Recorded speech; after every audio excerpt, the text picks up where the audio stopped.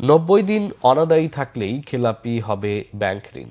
Bank ঋণের মান নির্ধারণে আবারও আন্তর্জাতিক চর্চা শুরু করতে যাচ্ছে কেন্দ্রীয় ব্যাংক।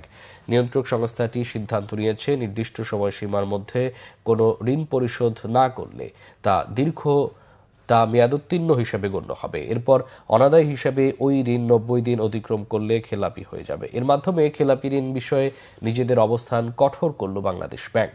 বুধবার খেলাপি ঋণ বিষয়ে সর্বশেষ নীতিমালা জারি করেছে কেন্দ্রীয় ব্যাংক। এই নীতিমালা অনুযায়ী বছরের এপ্রিল মাস থেকে কার্যকর হবে।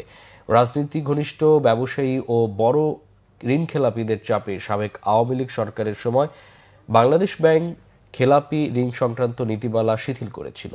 বর্তমানে কোনো ঋণ মেয়াদোত্তীর্ণ হওয়ার 1 বছর সময় পর্যন্ত গ্রাহক খেলাপি মুক্ত থাকার সুযোগ পান, ফলে গ্রাহক নতুন করে ঋণ নিতে পারেন।